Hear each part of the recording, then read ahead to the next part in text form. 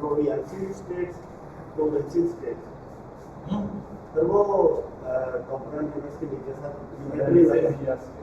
ये sir unitary में sir United में सर जो अभी लिखा हुआ कंपोनेंट स्टेट के नीचे सर प्रोविंशियल प्रोविंशियल स्टेट लिखा है सर ये प्रोविंशियल में लिखा हुआ है प्रोविंशियल अच्छा बीआर लिखा है वो क्या है बीआईएलसी BILC है आई ए नहीं आना सर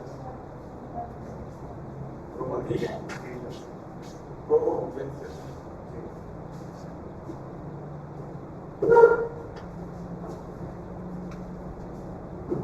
ये प्रोविंशियल ये लिखा हुआ है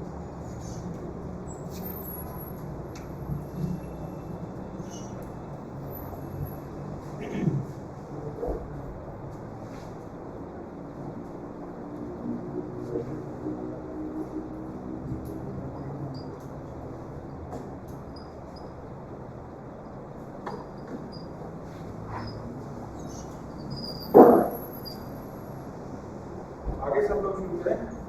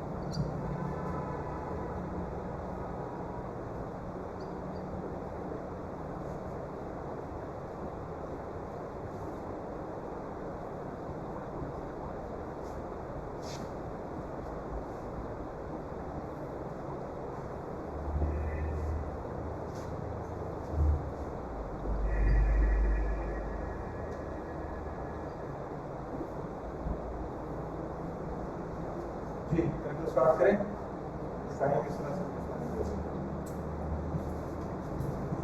अच्छा जी बिस्मिल्लाहिर्रहमानिर्रहीम आज हम आप लोगों की लिख लिया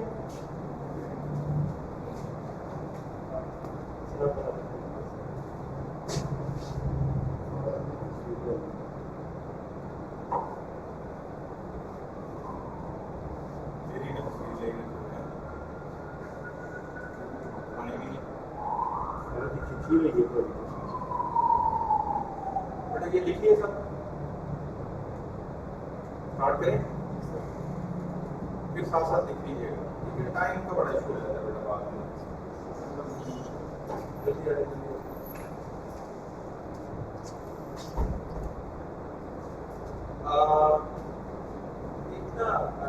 एक दो इश्यूज हैं, टाइम लिमिट का इशू है, लिमिट ऑफ लेक्चर्स का इशू है, lack of interest by students एक इशू है, और सेक्रीफाइस नहीं कर सकते, ये बहुत बड़ा इशू, बड़े मसाइल हैं।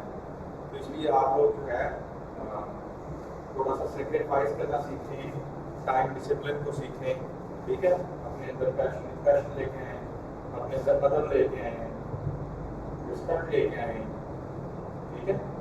बड़ा वो होता है जो बहुत मतलब होता है, like today when I entered in the class, teacher लोग मौजूद थे, किसी ने बॉदर भी नहीं किया, कहते हैं हुआ है कौन है टीचर होता है ना, तो एथिक्स रिक्वायर्स के आप एटलीस्ट खामोश हो जाएं, आप अस्सलाम वालेकुम सर कह दें, मैंने तो कहा कि उसका भी जवाब नहीं मिला, ठीक है। तो बेटे ये बैरियर्स तोड़ें और अपने अंदर गुडनेस लेके आएँ। सीएसएस का बड़ा गहरा ताल्लुक है स्पिरिचुअलिटी के साथ। मुझे जरूरत नहीं है आपके ड्यू रिस्पेक्ट की, बिकॉज के हम जरा और तबीयत पे हो गए, ये मैं आपको सिखाने की कोशिश कर रहा हूँ, ठीक है। और ये सीखना बहुत ज़रूरी है, क्योंकि मेरा ये मानना है कि कामयाबी की जो पहली मंजिल, पहला स्टेप है वो अदब है। जब तक अदब नहीं आएगा आपके गले कुछ पड़ेगा ही नहीं। बहुत अच्छे लेक्चर देंगे आप, ठीक है। देखिए not I am talking about for myself, but every teacher, everyone who is guiding you, और ये मानते हैं कि जिसने मुझे क्लास पढ़ाया वो मेरे लिए ऐसे है जैसे मैं उसका ज़्यादा खरीद गुलाम नहीं, ज़्यादा खरीद गुलाम, ज़्यादा खरीद पैसे दे के जैसे गुलाम खरीदा, और मेरे लिए वो आपका बादशाह। हम तो कुछ सीखने हैं ना अभी, तो इसलिए ये छोटे छोटे गुजारिशात होती हैं जो मैं समझता हूँ कि अगर मैं ये नहीं करूँगा तो एज अ टीचर मैं ये समझता हूँ कि ये मैं अपनी ड्यूटी नहीं निभाऊँ, मैं जल्दी समझ।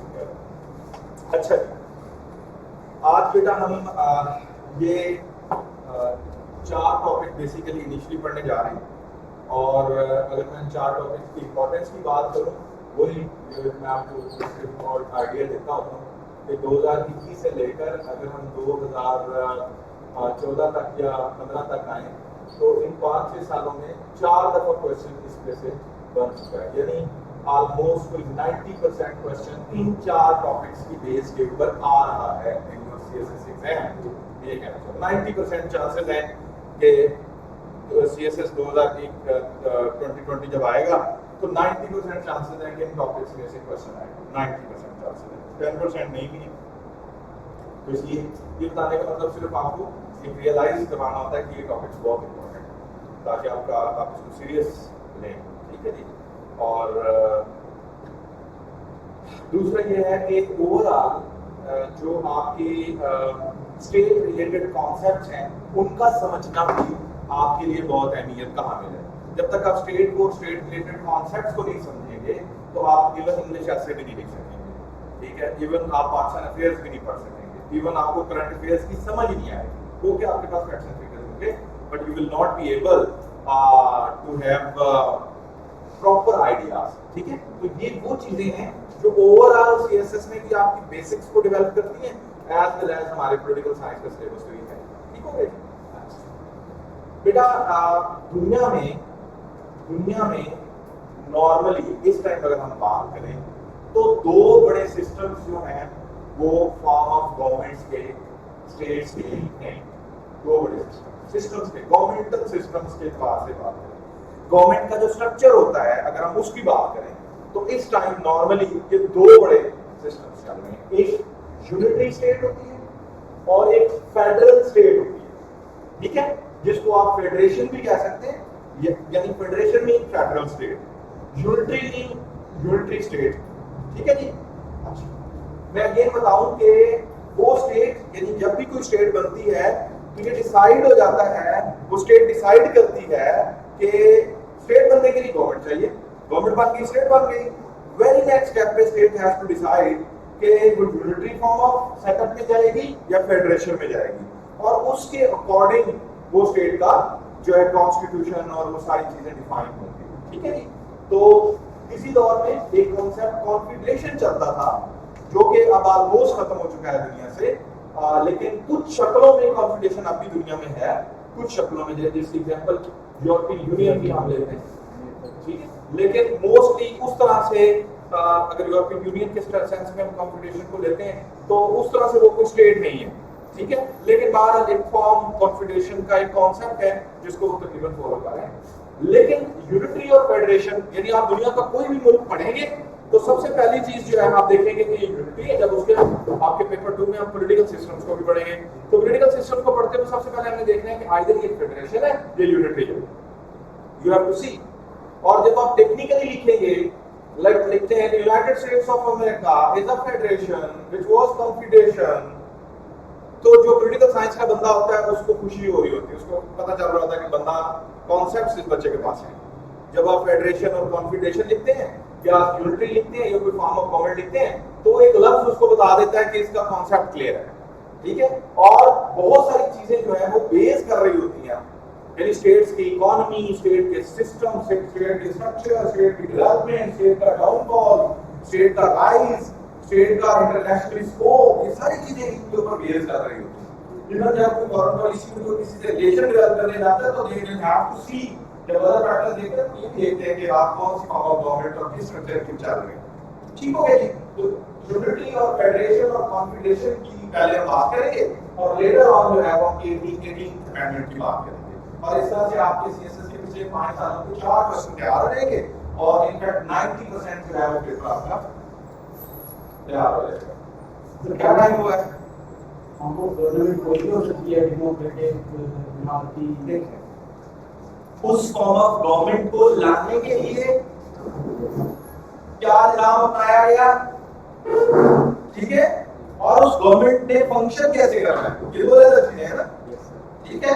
और उस गवर्नमेंट को चेंज करने के लिए कौन सा नेटवर्क होगा, और अगर वो गवर्नमेंट, जब देखिए गवर्नमेंट लाइक पाकिस्तान की बात करें तो पाकिस्तान का गवर्नमेंट चेंज रहती है। अब ये चेंज होगी तो किस सिस्टम के तहत होगी, डेमोक्रेसी के तहत चेंज होगी, डिक्टेटरशिप है तो उसका अपना एक मैकेनिज्म होगा वगैरह वगैरह। यानी आप डेमोक्रेसी, डिक्टेटरशिप, मोनार्की, ओलिगार्की, ये चीजें ये क्या फासिस्ट हैं, ये depends upon the change of power of government, ठीक है।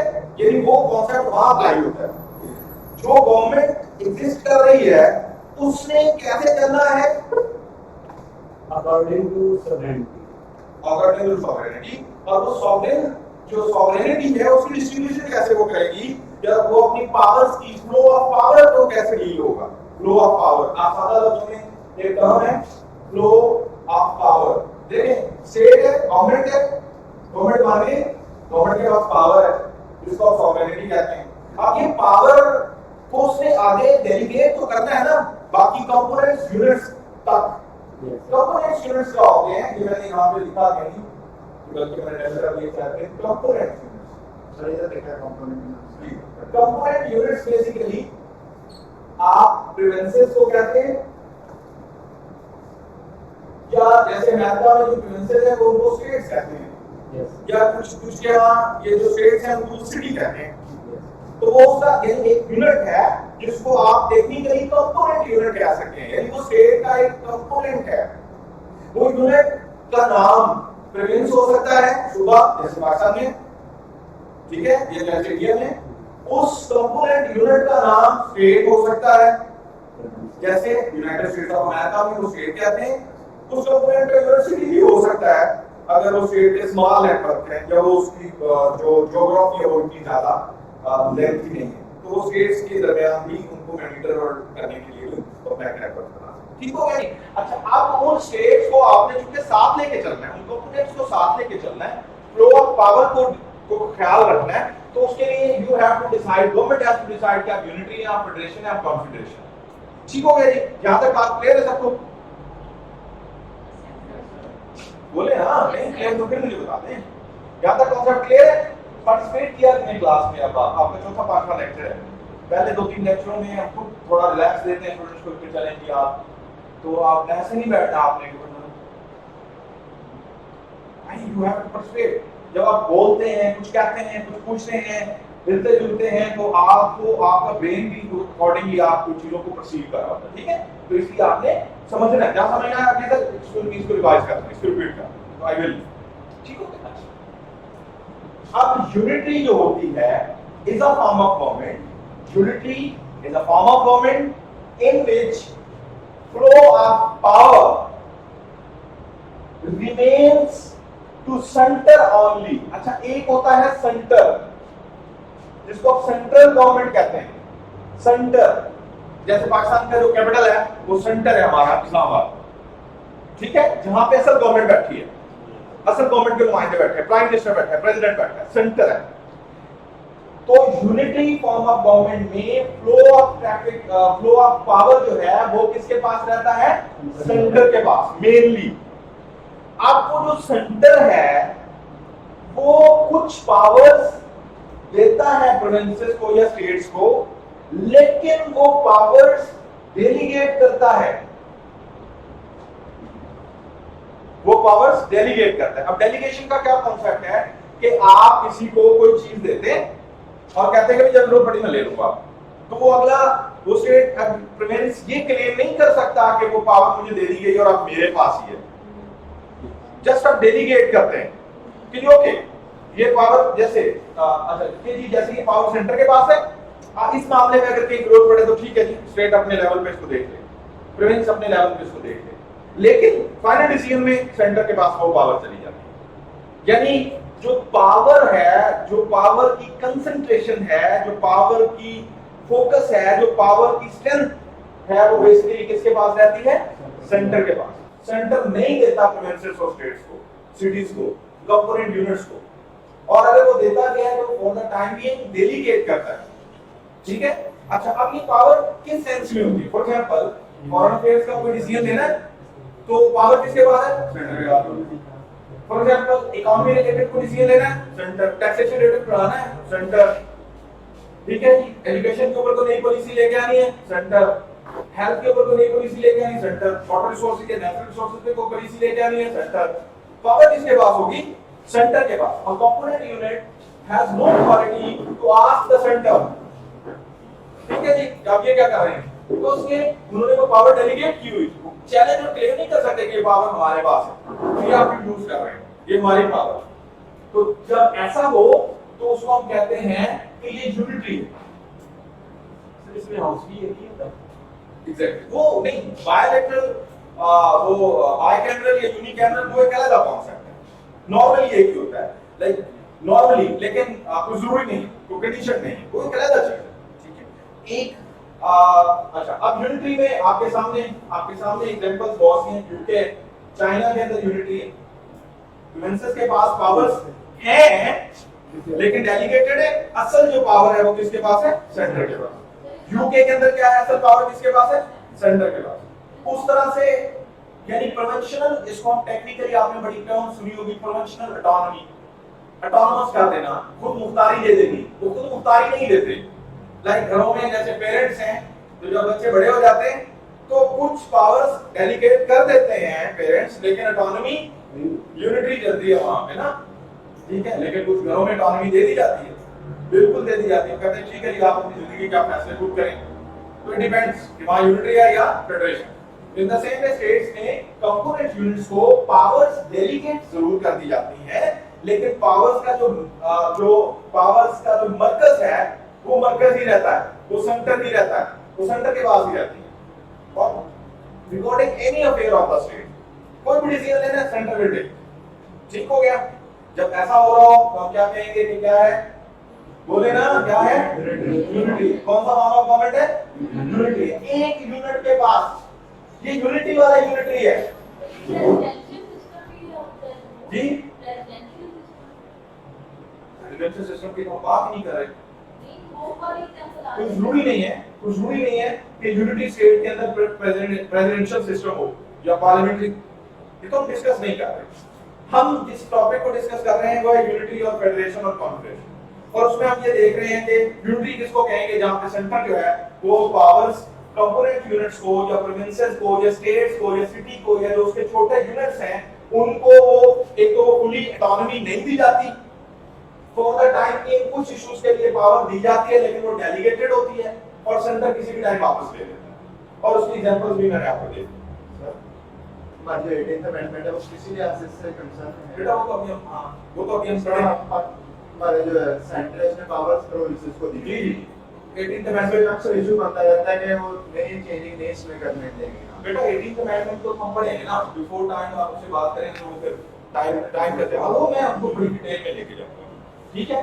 ऑटोनॉमी देखें 18th अमेंडमेंट फेडरेशन के लिए, क्योंकि 18th amendment basically autonomous powers दे रही है, प्रोविंशियल ऑटोनॉमी के लिए थी ना। तो डिवीजन ऑफ पावर, एक है डेलीगेशन ऑफ पावर और एक है division of power.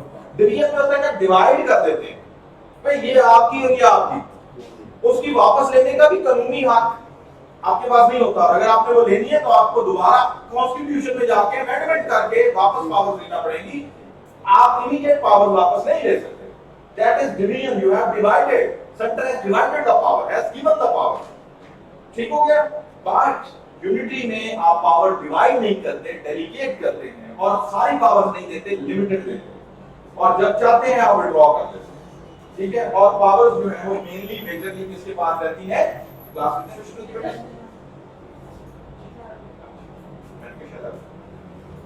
So concept is clear about unity. अच्छा, बिल्कुल इसके वाइस वर्सा है federation.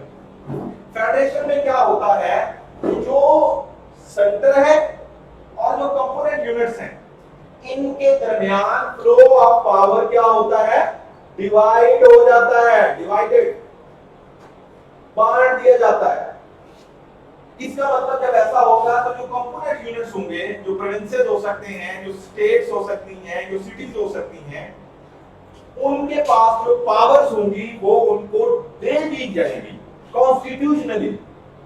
Like in Pakistan we have decided कि जी एजुकेशन और प्रोविंस अपनी अपनी देखें, हेल्थ और प्रोविंस अपनी अपनी देखें, हेल्थ को मेंटेन करने के लिए आपको बजट दे दिया जाएगा, फंड्स दे दिए जाएंगे। एनएफसी वार्ड आपने पढ़ा, वो हम पढ़ेंगे, ठीक है। तो अब अगर बात एजुकेशन सिस्टम की कोई बात आती है, आपने देखा होगा तो वफाक से सेंटर से बैठ के क्रिटिसिज्म आता है, स्पेशली फॉर सेम कि भाई आपका एजुकेशन सिस्टम इतना ऐसे क्यों, हेल्थ ऐसे क्यों, आपके फंड्स कहां जा रहे हैं। लेकिन वो बात कर सकते हैं, सेंटर है, लेकिन वो ये नहीं कह सकते कि भाई अब ये आपकी हेल्थ के पैसे हम आपको नहीं देंगे, वो हम खुद करेंगे, ऐसा वो नहीं कर सकते। बिकॉज़ के 18th अमेंडमेंट में आपने वो पावर डिवाइड कर दी।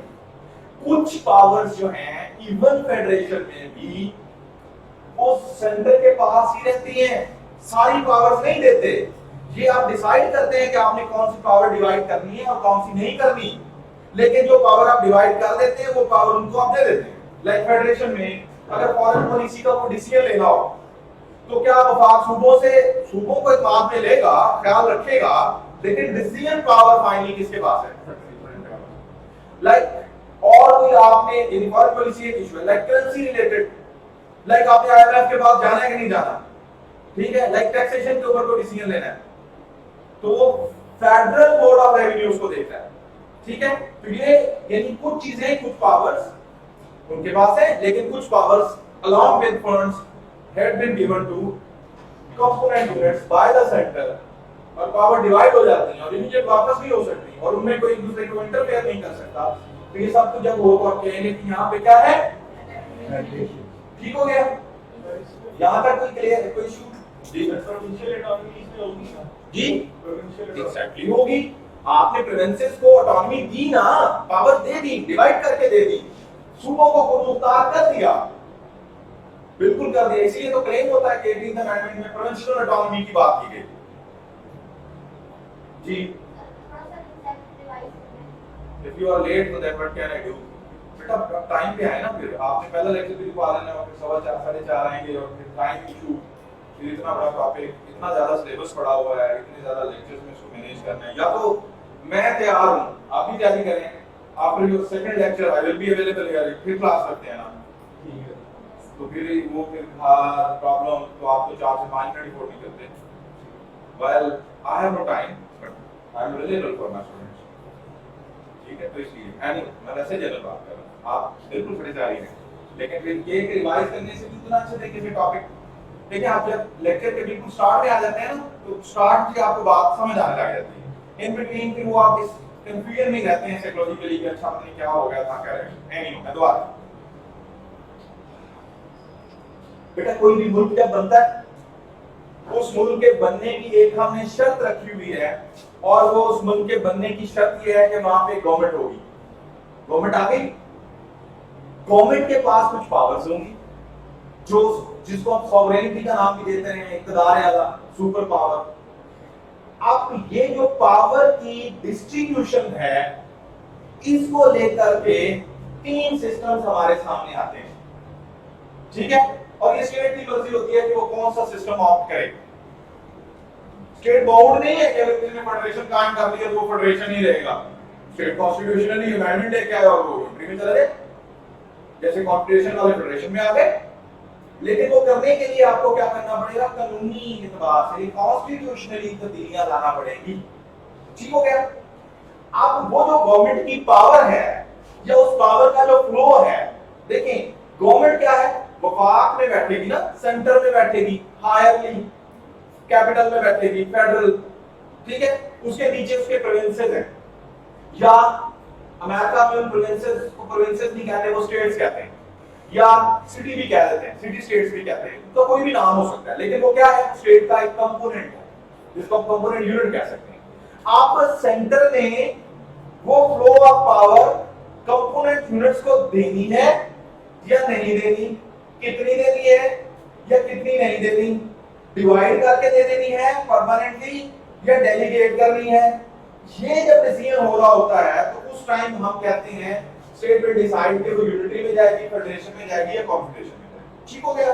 अब यूनिटी वाले क्या करते हैं कि सेंटर जो है वो flow of power component units को या प्रोविंसेस को या स्टेट्स को देता है, लेकिन थोड़ा लिमिटेड, और वो पावर कहता मैंने डेलीगेट की है, डिवाइड नहीं की। डेलीगेट मीन के सेंटर है तो अथॉरिटी के वो पावर किसी भी टाइम वापस ले ले, और मोस्टली जो डिसीजंस होते हैं पूरे मुल्क में प्रोविंशियल लेवल पे, कंपोनेंट यूनिट्स के लेवल पे, वो डिसीजंस कौन ले रहा होता है, सेंटर। पॉलिसी मेकिंग कौन कर रहा होता है, सेंटर। और कंपोनेंट यूनिट सेंटर को फॉलो करने के पाबंद होते हैं हर मामले में। अगर उनके पास कोई लिमिटेड पावर होती है तो वो डेलीगेटेड होती है। उसकी एग्जांपल में यूनाइटेड किंगडम, चाइना की कुछ एग्जांपल्स आपके सामने हैं जहां पे ये सिस्टम चल रहा है, यूनिटी सिस्टम, ठीक है।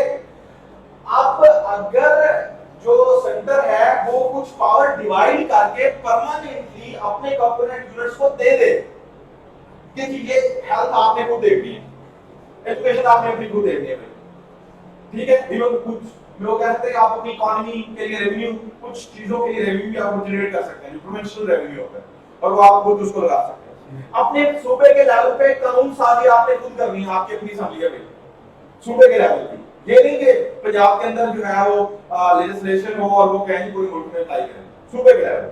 कुछ चीजें डिवाइड करके आप जब दे देते हैं कंपोनेंट यूनिट्स को, प्रोविंसेस को, और कुछ सेंटर अपने पास रख लेते हैं, जैसे फॉरेन पॉलिसी, जैसे टैक्सेशन, जैसे रेवेन्यू, ठीक है, तो फेडरल रिलेटेड चीजें, और कुछ डिवाइड करके दे देता है। तो जब डिवाइड करके परमानेंटली प्रोविंसेस को वो पावर दे दी जाती है तो इट्स कॉल्ड प्रोविंशियल ऑटोनॉमी, सूबाई खुद मुख्तारी। तो जब आपने ऐसा कर दिया तो it will be considered as federation, जिसकी एग्जांपल पाकिस्तान है, आपके यहाँ फेडरेशन है। आपने शुरू से ही, यानी 18th अमेंडमेंट तो अब 2018 में आई है, प्रोविंशियल ऑटोनॉमी की बातें शुरू से हो रही हैं। सूबों को किसी न किसी लेवल पे आपने शुरू से ही ऑटोनॉमस किया हुआ था। ये नहीं कि 18th अमेंडमेंट के बाद हम फेडरेशन हुए, तो पहले आपको यूनिटी थे, पहले भी हम फेडरेशन थे। हमने उस फेडरेशन को मजीद स्ट्रेंथन किया 18th अमेंडमेंट के बाद, ये हम कहते हैं, ठीक हो गया। आपने ऑलरेडी सूबों को बहुत सारे इख्तियार दे रखे, सूबे की अपनी असेंबली थी, वो अपनी कॉन्स्टिट्यूशन लेजिस्लेशन कर रहे थे, पहले भी कुछ मामलों में सूबे आजाद थे, ठीक है जी। तो इसलिए इंटर प्रोविंसेस का पूरा एक मिनिस्ट्री मौजूद थी, तो दैट वाज। लेकिन अब 18th अमेंडमेंट के बाद हमने उस फेडरेशन को और स्ट्रॉन्ग किया है। क्लियर हो गया? अच्छा, अब हमने समझना है बेटा कॉन्फेडरेशन क्या है। Confederation basically combination of sovereign states होता है, कॉम्बिनेशन ऑफ सॉवरेन स्टेट्स। ये एक स्टेट है, उसकी अपनी गवर्नमेंट, अपना टैक्स, अपना सिस्टम, अपनी फॉरेन पॉलिसी, अपना पूरा निजाम मौजूद है, ओके, सॉवरेन है। एक ये स्टेट है, ये भी सॉवरेन है, वो स्टेट भी सॉवरेन है, वो भी सॉवरेन है। And they give an idea कि यार क्यों ना हम ये वाली स्टेट्स जो करीब में मिल जाए और इसका एक सेंटर बना लें, ठीक है। उसमें सेंटर बिल्कुल इतना स्ट्रांग नहीं होता, बिकॉज के स्टेट्स सॉवरेन होती हैं। हर स्टेट अपनी फॉरेन पॉलिसी का डिसीजन भी खुद लेती है, हर स्टेट का टैक्स सिस्टम अपना होता है, पूरा का पूरा वो अपना सिस्टम खुद चला रहे होते हैं, लेकिन एक अमेरिका नीचे आ जाते हैं, तो that will be called confederation. America ने जब यूके से आजाद हुआ तो इनिशियली कॉन्फेडरेशन को ही फॉलो किया, और कॉन्फेडरेशन में जल्दी जल्दी से स्टेट्स आ जाती हैं, बिकॉज एक तरफ आपको यूनिटी मिल रही होती है, पावर मिल रही होती है, स्टेट्स इकट्ठी हो रही होती है, और दूसरी तरफ आप सॉवरेन हैं, आप अपने मामलात में आजाद हैं, समझ रहे हैं। जब चाहें आप उस कॉन्फेडरेशन से विड्रॉ कर लें, लेकिन फेडरेशन में जितनी मर्जी पावर डिवाइड कर दें, कंपोनेंट यूनिट विड्रॉ नहीं कर सकता। ये नहीं कि कोई सुबह उठ के कहे कि भाई मुझे इतनी कन्वेंशनल ऑटोनॉमी मिल गई है कि मैं इस मुल्क से बाहर निकलना चाहता हूं, मैं फलां मुल्क के बॉर्डर के साथ हूं तो उनके साथ मिलना चाहता हूं। No no no no, because आपकी फॉरेन पॉलिसी, आपकी मेजर पावर सेंटर के पास है, ऑटोनॉमी है, लेकिन इतनी भी नहीं।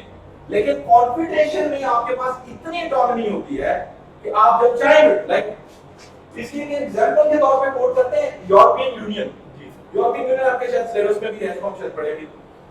तो आपने देखा कि 27-28 स्टेट्स ने मिलके यूरोप के अंदर एक अम्ब्रेला के तहत इकट्ठी हुई थी। हर स्टेट की अपनी फॉरेन पॉलिसी, अपना करेंसी उनकी सेम हो गई थी, वीजास और कुछ चीजें, बिजनेस कैपिटल उसके लिए उन्होंने फ्री कर दिए थे बॉर्डर्स, ओके। लेकिन यूनाइटेड किंगडम ने ब्रेक्सिट का फैसला किया। क्यों किया? बिकॉज़ वो समझते थे कि भाई हमारा सिस्टम बड़ा स्ट्रांग है, पुराना है, हम तो सुपर पावर रहे हैं, लीडिंग पोजीशन पे रहे हैं। और अब क्या हुआ है कि अब क्योंकि यूरोपियन यूनियन के तहत एक स्टेट के लोग जितने भी उस यूरोपियन यूनियन में थे, वो इस स्टेट के लोग बिना किसी वीजा उसके उस स्टेट में चले जाते थे, वो उसके आ जाते थे, ठीक है। फ्री कॉरिडोर हो गया था, ट्रेड फ्री हो गया था, कैपिटल फ्री हो गया था, करेंसी सेम हो गई थी। वो कहते थे कि हम ऑलरेडी थोड़े सुपीरियर हैं और हमारा ये वीजा ये चीजें इस्तेमाल हो रही है, इससे हमारा लॉस हो रहा है। उस चीज को लेकर के उन्होंने ब्रेक्सिट कर लिया यूके ने। वो कर सकते थे ब्रेक्सिट बिकॉज़ के एक टाइप ऑफ कॉन्फिडेंशन थी वो, ठीक है। इसी तरह से कॉन्फिडेंशन की कोई भी स्टेट ऐसी कर सकती है। आपने इसकी एग्जांपल सोवियत यूनियन जो था, आपने देखा कि जब सोवियत यूनियन था तो उस वक्त वो एक कॉन्फिडेंशन था, बहुत सी स्टेट्स थी, उन्होंने मिलके एक पावरफुल गवर्नमेंट बनी हुई। लेकिन आपने देखा कि यूएस अफगान वॉर में जब 90s में वो निकले तो आप कहते हैं कि सोवियत यूनियन टूट गया, यूएसएसआर टूट गया। टूट गया मीन वो तो उनमें कॉन्फिडेंशन थी, तो लिहाजा वो स्टेट्स सेंटर का जो कमांड था उस लेवल का नहीं रहा। लिहाजा आपने देखा कि सेंट्रल एशिया की जो स्टेट्स हैं वो लहदा हो गई। आपको ताजिकिस्तान, अफगानिस्तान, अजरबैजान लहदा हो ऑलरेडी का सिस्टम कॉन्फिडेंशन था, लिहाजा उनकी कॉन्फिडेंशन खत्म हो गई। तो फिर आप जो है सोवियत यूनियन दोबारा फेडरेशन। आपने यूनाइटेड स्टेट्स ऑफ अमेरिका को देखा। अब आपको पता है कि एक दौर था कि यूनाइटेड किंगडम जो है सुपर पावर, वर्ल्ड मोस्ट, तकरीबन पूरे एशिया के ऊपर और अफ्रीका के ऊपर उन्होंने कॉलोनीज बनाई हुई। तो क्या ऐसा हुआ कि वो जो सुपर पावर यूके के पास थी वो शायद यूएस के पास आ गई। उसके पीछे एक बड़ी रीजन जो मेंशन किया जाती है that was the form of unity and confidence. एक तरफ नाता निकला और उसने कॉन्फिडेंस ऑफर कर दी कि जो स्टेट्स में आजाद मिलना चाहती हैं मिलें, आजाद रहें, मौजे करें, प्रोटेक्शन नहीं है, ठीक, आप सॉवरेन हैं। तो क्या हुआ, ज्यादा स्टेट्स इसके साथ मिलने लगी, ठीक है, और कई स्टेट्स मिलके तो सुपर पावर बन गई ना। और यहाँ क्या था, यूनिटी थी।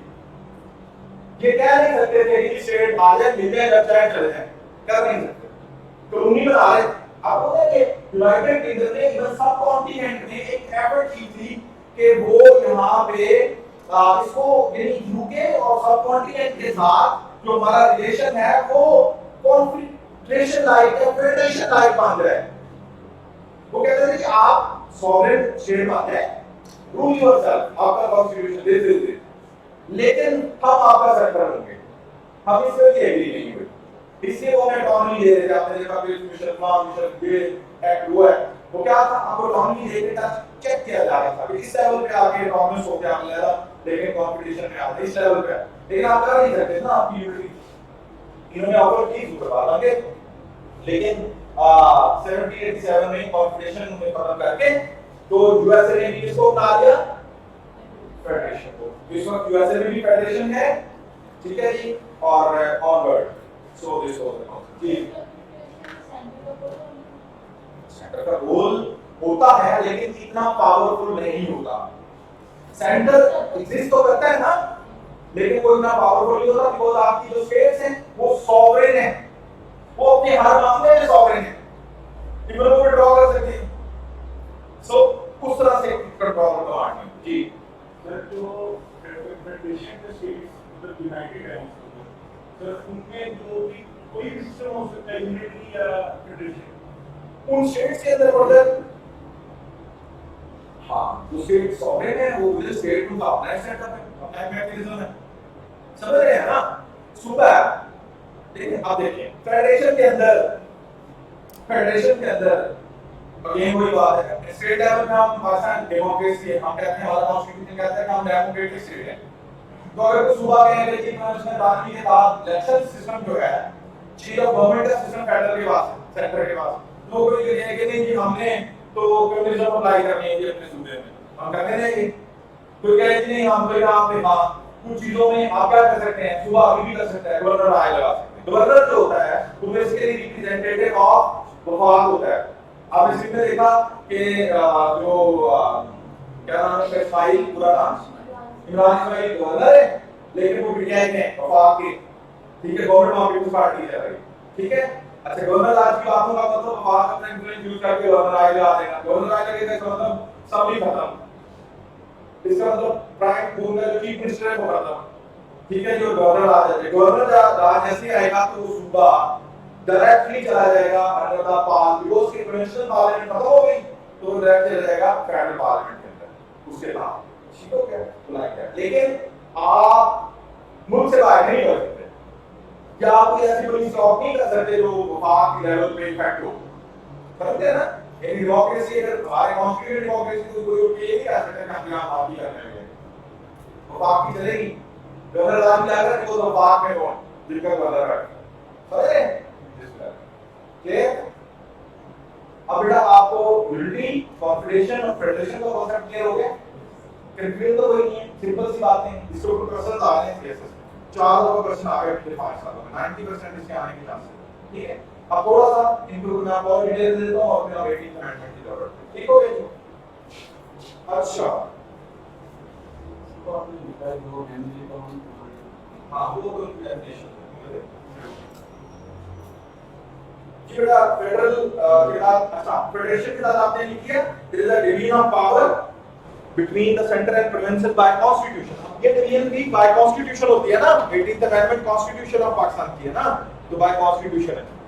अच्छा जी ये मिल्टन की एक डेफिनेशन है, अमेरिकन फिलोसोफर थे अलेक्जेंडर मिल्टन, इन्होंने फेडरेशन पे एक डेफिनेशन दे रखी है। वो कहते हैं federation is an association of states forming a new one.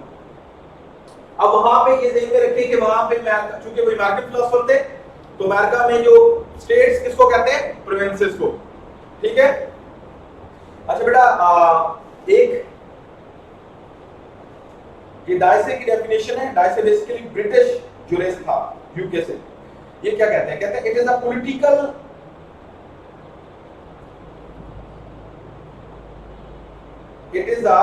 Political contrivance CONTRIRANCE, जिसका मतलब होता है तजाद, सियासी एक तजाद है।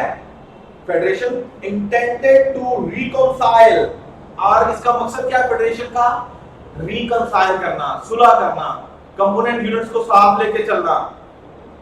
Intended to reconcile national unity with state rights. एक तरफ आप नेशनल यूनिटी की बात कर रहे होते हैं सेंटर, और दूसरी तरफ जब राइट्स की बात आती है, स्टेट के राइट्स की बात आती है, प्रोविंसेस के राइट्स की बात, तो आप वो राइट्स क्यों नहीं दे देते हैं डिवाइड करके, और नेशनल यूनिटी का भी ख्याल रखते हैं। तो इस तरह का फॉर्म ऑफ गवर्नमेंट को कहता है फेडरेशन हो सकती है। Reconcile national unity with state rights. ये बेटा डाइसे की मैंने क्या लिखा है, ये DICY डाइसे। इसको एवी डायसे भी कहते हैं, Albert Venn VENN, Albert Venn Dicey, AV Dicey कह सकते हैं, सिर्फ डायसे भी कह सकते हैं। ये उसकी डेफिनेशन है जो फेडरेशन के लिए आप कोट कर सकते हैं। ठीक हो गया जी। अब ये जो पावर्स हैं, ये जो हम फ्लो ऑफ पावर की बात कर रहे हैं, वो पावर कौन कौन सी हो सकती है नॉर्मली? जैसे फॉरेन अफेयर्स के मामलात को किसने देखना है, किसने इन्फ्लुएंस होना है, ये पावर है।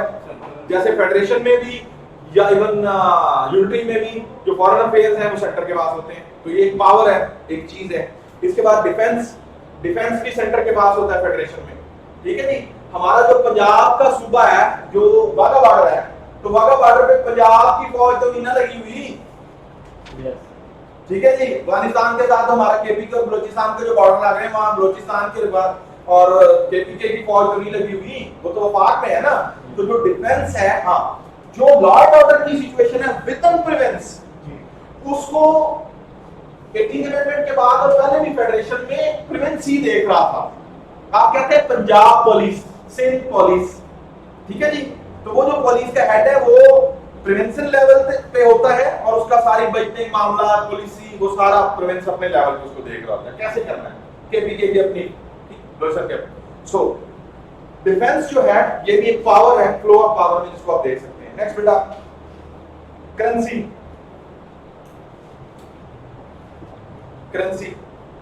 वफाक के पास। कम्युनिकेशन, फॉरेन मिनिस्ट्री, ठीक है जी, foreign ministry of information, state level की इंफॉर्मेशन किसने देनी? वफाक में। करेंसी, ऐसा तो नहीं है कि जनाब केपीके वाले कहेंगे या हमने तो अपना नोट जो है वो इस तरह का बनाना है, थोड़ा लंबा करना है, कलर इनका चेंज करना है 100 के नोट का, ठीक है। करेंसी सेंटर के पास है। फेडरेशन के बावजूद 18 अमेंडमेंट्स के बाद भी, प्रोविंशियल ऑटोनॉमी के होने के बावजूद, ये वो पावर्स हैं जो हर हाल में सेंटर के पास ही रहेंगे। नेक्स्ट बेटा, लॉ एंड ऑर्डर, हेल्थ। अच्छा, अब law and order prevention level पे अगर हम पाकिस्तान की भी बात करें तो वो पावर, फ्लो ऑफ पावर में दे दी गई है प्रिवेंशन को। Law and order of prevention ने अपना फुल मेंटेन करना है, उसकी अपनी पुलिस है, फोर्स है, इदारे हैं, जो भी वो बनाए। इसके बाद बेटा हेल्थ प्रिवेंशन लेवल पे दे दी गई है। इंडस्ट्री, ठीक है जी, इंडस्ट्रियल डेवलपमेंट, ये दोनों लेवल पे चल रही है। टैक्सेशन, अब प्रोविंशियल एक्साइज सिस्टम भी है, ठीक है जी, लेकिन फेडरल भी है, तो ये बोथ वे चल रहे हैं। ये वो चीजें हैं जिसके ऊपर वो कर सकते हैं। अच्छा, इंडिया जो है, इंडिया के अंदर अगर आप देखें तो यूनिटरी प्लस फेडरेशन है। कोई पूछे आपसे कि इंडिया फेडरेशन है या यूनिटरी, तो वो यूनिटरी प्लस फेडरेशन है। मींस उसे कि इस तरह से भी हो सकता है। और वो वहां पे क्या है कि इंडिया की कुछ जो प्रोविंसेस हैं वो उनको ऑटोनॉमी दे दी गई है, प्रोविंशियल ऑटोनॉमी, और कुछ को नहीं दी गई और उसको डायरेक्ट सेंटर देख रहा है, ठीक है जी। तो इस तरह से हम कह सकते हैं कि वहां पे यूनिटी भी और फेडरेशन भी है, जिसकी बेस्ट एग्जांपल ऑक्युपाइड कश्मीर है, ठीक है। और जो है इवन हमने तो, अच्छा, और कुछ और भी उनके विदिन स्टेट हैं वो, तो आप कह सकते हैं कि वहां पे यूनिटी प्लस जी। बेटा स्टेट जो करती है उसकी सॉवरेन अथॉरिटी है।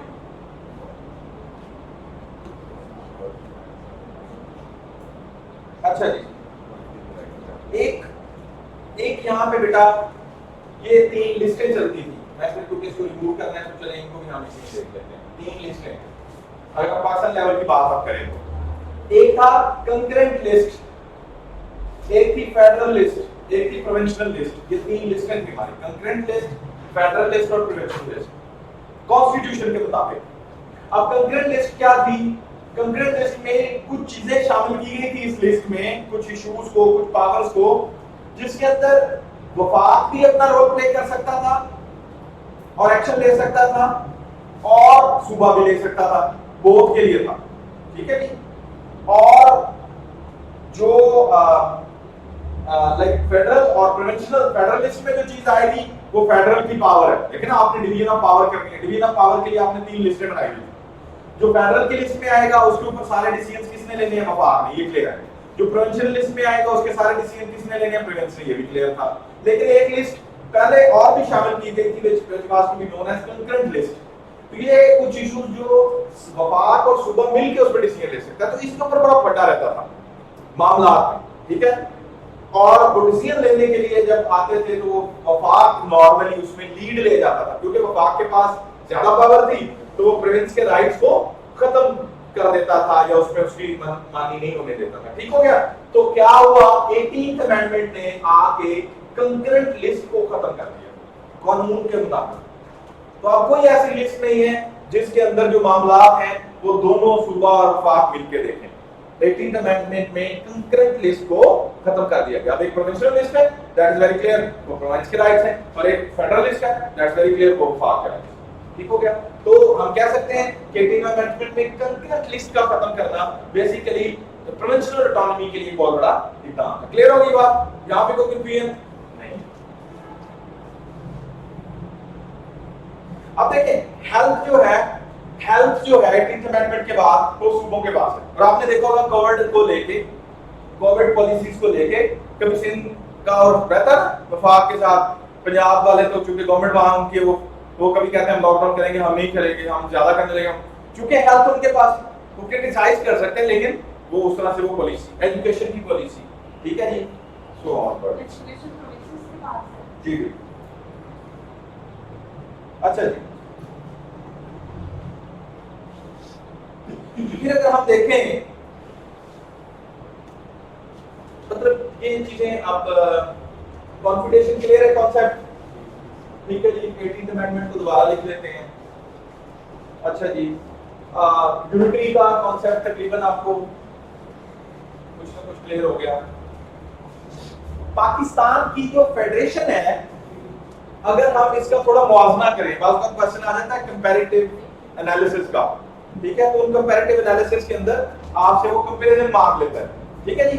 तो अगर कंपैरिजन करवाना पड़े, लाइक आ जाता है कि पाकिस्तान की फेडरेशन का मुकाबला for example United states of America में भी फेडरेशन उसके साथ करें, तो कुछ हमारी फेडरेशन के भी ड्रॉबैक्स हैं इवन आफ्टर 18th अमेंडमेंट। जिसकी बेस्ट एग्जांपल अगर हम आपको दूं तो जुडिशरी। ठीक है जी। आपका एक डिस्ट्रिक्ट लेवल पे सेशन कोर्ट्स हैं। ठीक हो गया। सेशन कोर्ट्स में अगर कोई तो अपील आप प्रोविंशियल लेवल पे हाई कोर्ट्स में जाते हैं। उसके बाद जब प्रोविंशियल लेवल का डिसीजन आ गया, उसके बाद अगर वहां पे भी क्लैरिटी ना हो तो people have the right to के वो अपील कर सकें सुप्रीम कोर्ट में। तो इसका मतलब है कि ये प्रोविंस की जो ऑटोनॉमी थी प्रोविंशियल लेवल पे लीगली जुडिशरी में, वो तो फिर उस तरह से वफाक सुप्रीम कोर्ट वफाक में है ना। तो जबकि अमेरिका के अंदर क्या है, अमेरिका के अंदर यूनाइटेड स्टेट्स ऑफ अमेरिका में जो उनके स्टेट का हायर कोर्ट है वो लास्ट कोर्ट है।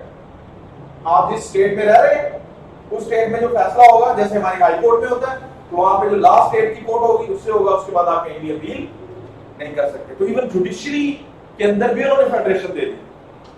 समझते हैं? हमारे यहाँ थोड़ा सा ये जी।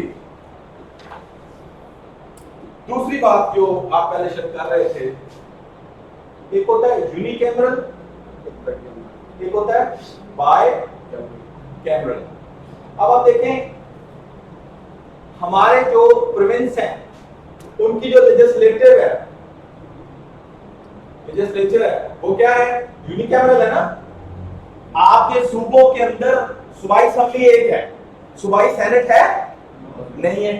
वफाक के अंदर आपकी लेजिस्लेचर का जो प्रोसेस है कानून साजी का, वो बाइकैमरल है, नेशनल असेंबली भी है और सेनेट भी है।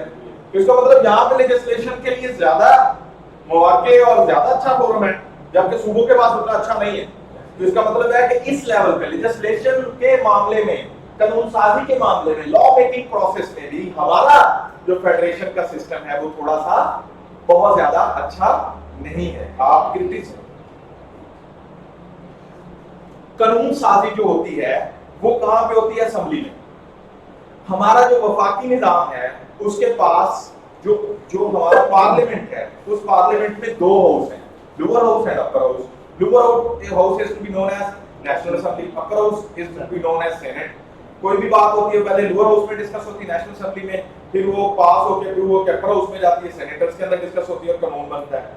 ठीक हो गया। तो लेजिस्लेशन का प्रोसेस फेडरल लेवल पे अच्छा है, ज्यादा डिबेटेबल है। प्रोविंशियल लेवल पे क्या है? एक ही असेंबली है, हर सूबे में एक ही असेंबली है प्रोविंशियल, उसका यानी वो एक ही हाउस है, लोअर और अपर का नहीं है, सेनेट वाली बात नहीं है प्रोविंशियल लेवल पे। तो सूबे की सतह पे अगर कोई कानून साजी करनी है तो उसकी डिबेट के लिए एक ही हाउस है ना आपके पास, तो इसका मतलब है कि सूबों के पास फेडरेशन वाइज, समझ रहे हैं? तो इसलिए ये हम कह सकते हैं कि इनको थोड़ा सा और करने की जरूरत है।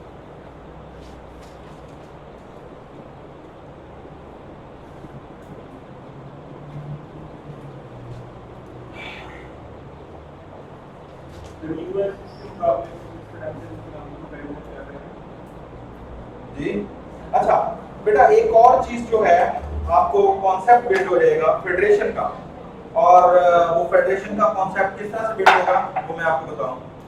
जब आपको पता है कि हमारा एक वेस्ट पाकिस्तान था और एक ईस्ट पाकिस्तान था, जो हमारा मशरकी पाकिस्तान था, ईस्ट पाकिस्तान, वो 1971 में हमसे जुदा हो गया। उस टाइम उसका जो लीडर था वो कौन था? मुजीबुर रहमान। मुजीबुर रहमान के जो 6 पॉइंट्स थे, अगर आप उन 6 पॉइंट्स का बगौर मुताला करें, नहीं फेडरेशन तो हम पहले ही थे। He demands confederation. In 6 points he demanded confederation. वो कहते थे कि ठीक है अगर मिलके भी रहना है तो फेडरेशन में नहीं, जब कॉन्फेडरेशन में आना था तो basically east Pakistan sovereign state बन जाना था, और हमने एक अलग सॉवरेन स्टेट होना था और कॉन्फेडरेशन के साथ हमने इकट्ठे होना। ठीक है जी, हमने उनकी ये बात नहीं मानी, ट्रांसपोर्ट डेवलप हुआ, बाकी फैक्टर्स ले अलग हो गया। तो देखिए आप, स्टेट हमसे अलग हो गई only because of federation and confederation, यानी ये इतना स्ट्रांग है। मैं कह रहा हूं कि United states of America super power बन गई और यूके पीछे रह गया only because of unity and federation and confederation. तो मींस टू से कि ये जो कॉन्सेप्ट्स हैं जितने स्ट्रांग है, कितने स्टेट्स पे इफेक्ट होते हैं, स्टेट का फ्लो, स्टेट का सिस्टम, स्टेट का law and order, economy, foreign policy, सब कुछ इस पे चल रही होती है। आप कंपोनेंट यूनिट्स को किस लेवल पे साथ लेके चल रहे हैं या नहीं चल रहे। बहुत से लोग हैं जो यूनिटी के हक में, बहुत से लोग हैं जो फेडरेशन के हक में, बहुत से लोग हैं जो कॉन्फेडरेशन के हक में। ये तो डिबेटेबल चीज हो गई ना, आप किसको अच्छा समझते हैं, समझते हैं। लेकिन बहरहाल ये तीनों सिस्टम्स इतने इफेक्टिव हैं कि ये आगे चल के इतनी इफेक्टिव नहीं है। पूछा बोले जरा क्या अलग है?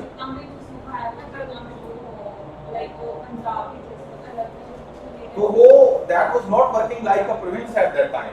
आपको पता है कि ईस्ट और वेस्ट पाकिस्तान में मोर देन 1100 किलोमीटर्स का और बहुत सारे ऐसे फैक्टर्स थे। हम कॉन्स्टिट्यूशन 1956 में हमारे पढ़े रहे, ऑनवर्ड 62 में पढ़े रहे, बंगाली और पाकिस्तानी को नेशनल लैंग्वेज करने पे पढ़े रहे, एथनिसिटी इतनी थी, डायनेस्टिक इतना था, फिर उसमें आप उसको कमांड करने के लिए आपको वो प्रिंसेस लेवल का सेटअप नहीं था, फिर इंडिया की इन्वॉल्वमेंट हुई, ठीक है। और फिर विदिन जो देखें ये तो हम कह रहे हैं ना कि नहीं हो सकते, लेकिन अगर किसी सूबे में इस लेवल के ऊपर बगावत आ जाए, मुल्क रूप से भी तो है, इस क्या हो रहा है वहां पे, इंसर्जेंसी की कोशिश हो रही है, इंटरनल सॉवरेनिटी को हम क्यों चैलेंज लगाया। हमने कहा 18th अमेंडमेंट में हमने जो बलूचिस्तान की क्लेम और डिमांड था ना जी, कुल मुख्तारी नहीं मिल रही और पीछे रह गए और ये हो, तो हमने उनको एनएफसी में पैसे दे दिए, भाई जी ये लो, अपनी एजुकेशन को बेहतर करो, अपनी हेल्थ को बेहतर करो, मैं यूनियन नहीं इदारे बनाओ। क्यों कर रहे हैं, समझ रहे हैं। अच्छा, और दूसरी बात ये कि अगर वो अलहदा हुआ था तो वो वफाक की मर्जी से नहीं हुआ था, हमारी विल तो नहीं थी ना उसमें कि जिन्होंने लेटर बनने के जिससे अलहदा हो जिसका वो जो कोई, ठीक है। तो अगर बगावत हुई तो ग्रुप भी टूटते हैं, फिर तो बहुत कुछ दुनिया में होता है, समझ रहे हैं, वो वाला ये तो मुजीबुर रहमान से पूछना पड़ेगा, भुट्टो से पूछना पड़ेगा। भुट्टो तो अभी भी जिंदा है, मुजीबुर रहमान का थोड़ा इशू हो जाएगा।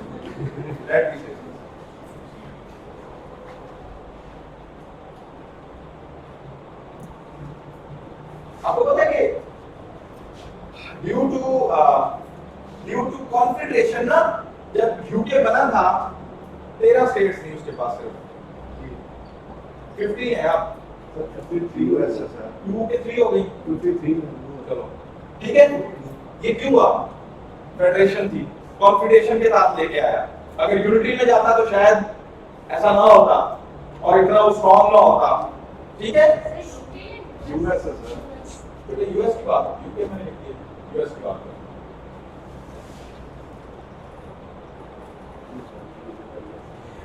आप अपने आप को क्लेम कर रहे हैं फेडरेशन पाकिस्तान की अगर हम बात करें 18th अमेंडमेंट को लेकर के वो बड़ा क्वेश्चन बनाते हैं, तो इसलिए मैं पाकिस्तान के सिस्टम फेडरेशन पे ज्यादा फोकस कर रहा हूं। आपकी ऑब्जेक्टिव रेजोल्यूशन जो थी, ऑब्जेक्टिव रेजोल्यूशन में आपने कहा था कि हम फेडरेशन है, देख लें आपका 1956 का कॉन्स्टिट्यूशन कहता है कि हम फेडरेशन है, कॉन्स्टिट्यूशन में मेंशन है। आपका 1962 का कॉन्स्टिट्यूशन कहता है कि हम फेडरेशन है, आपका 1973 का कॉन्स्टिट्यूशन कहता है कि हम फेडरेशन है। तो मतलब डे 1 से Pakistan was claiming that we are federation. So federation हम फेडरल हैं और डे 1 से हमारा क्लेम है कि हम फेडरेशन।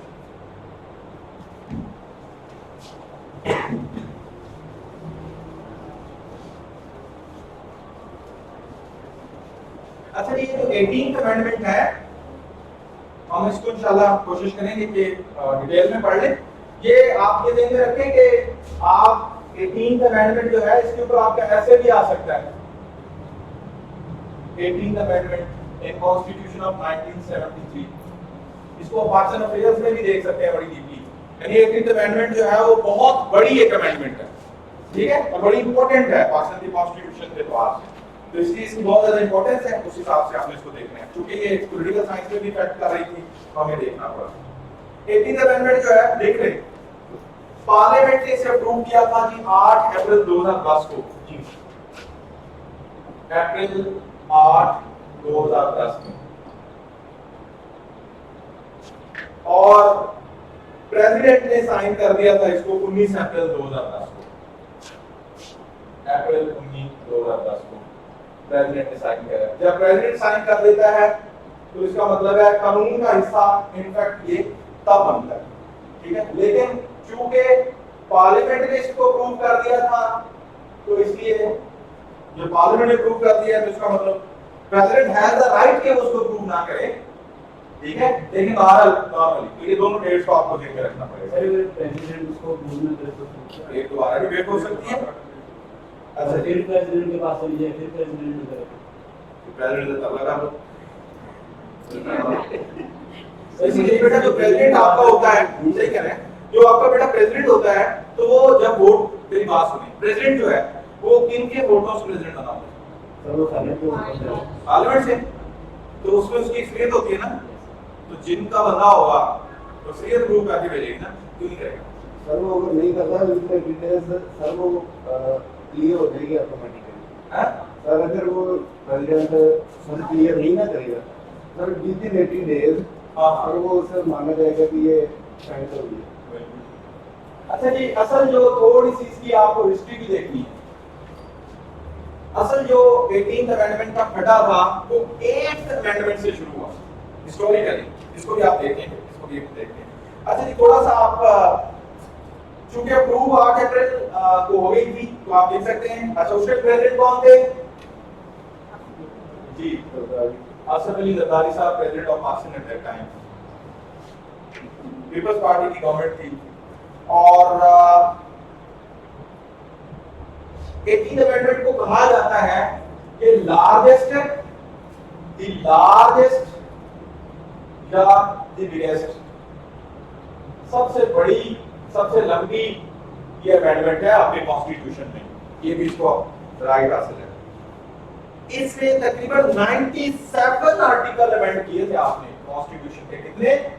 97 आर्टिकल आपने अमेंड कर दिए, और 97 आर्टिकल का मतलब बनता है कि पूरे कॉन्स्टिट्यूशन का तकरीबन 1/3 हिस्सा आपने अमेंड करके रख दिया इस अमेंडमेंट के जरिए।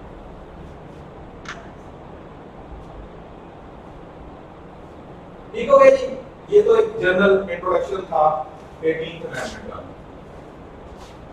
अच्छा, अब हम पढ़ रहे हैं थोड़ी सी इसकी हिस्ट्री।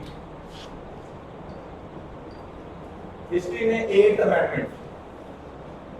अमेंडमेंट जो है जब हुई तो बेटा उस टाइम प्रेसिडेंट जो थे वो थे ज़ियाउल हक।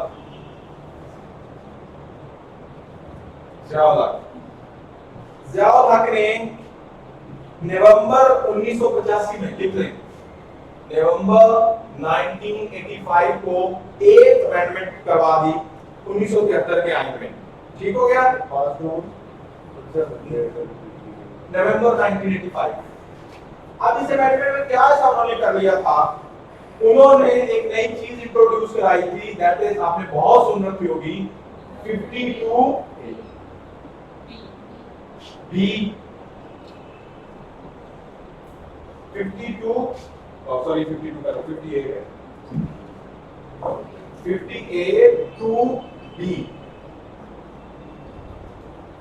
ये 58 टू बी क्या है? जो एक अमेंडमेंट में उन्होंने प्रूव करवा के एक नया आर्टिकल में अमेंडमेंट की, बेसिकली वो ये है कि 58 टू बी आपने बहुत सुनी होगी डिबेट में, डिस्कशंस में। क्या है 58